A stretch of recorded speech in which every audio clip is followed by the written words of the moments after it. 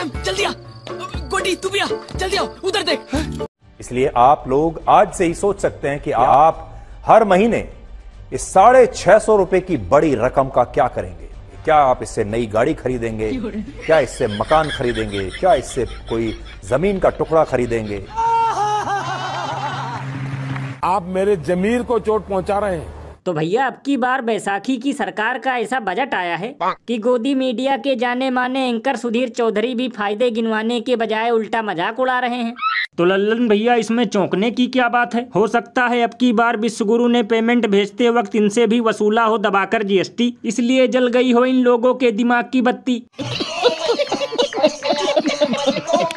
और लल्लन भैया बजट के नाम पर तो हर बार आम जनता को आम की तरह चूसा जाता है, क्योंकि बताओ सस्ती होनी चाहिए थी चीनी लेकिन सस्ता करेंगे चार्जर, सस्ती होनी चाहिए थी बिजली लेकिन सस्ता करेंगे इसका तार, और सबसे कमाल की बात तो ये है कि जो लोग आज की डेट में 1 किलो टमाटर भी नहीं खरीद पा रहे हैं उन्हें भी सोना खरीदने का सपना दिखाया जा रहा है। भैया इसीलिए तो इस पर महान कवि बाबा लपेटू दास ने कहा है कि बजट के नाम पर हमेशा ये लोग बनाते हैं उल्लू और मिडिल क्लास को मिलता है बस बाबा जी का ठुल्लू। गजब बेइज्जती है।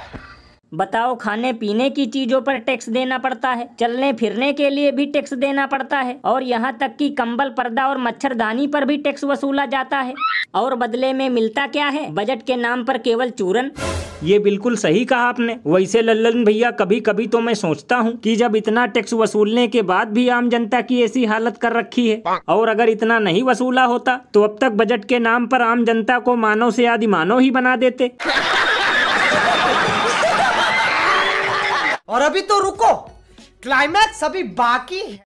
अब मुंबई और दिल्ली के बाद गुजरात की ये तस्वीरें देखिए, जहां बाढ़ के कारण लोगों के घरों में पानी भर चुका है, और ये वो घर हैं जिन्हें बनाने के लिए भी लोगों ने सरकारों को पूरा टैक्स दिया है।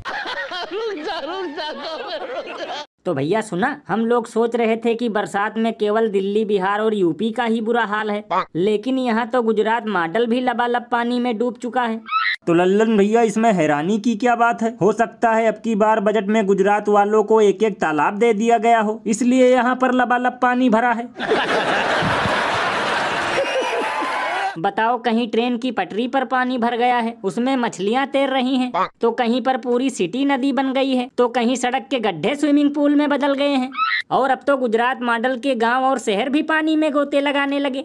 लल्लन भैया इसीलिए तो लोग घनघोर मजाक करते हुए ये कहते हैं कि आएंगे तेरी रैलियों में गधे लेकर, क्योंकि अब हमसे जुमलों का बोझ उठाया नहीं जाता है और गुजरात मॉडल के नाम पर पूरे देश को उल्लू बनाया जाता है।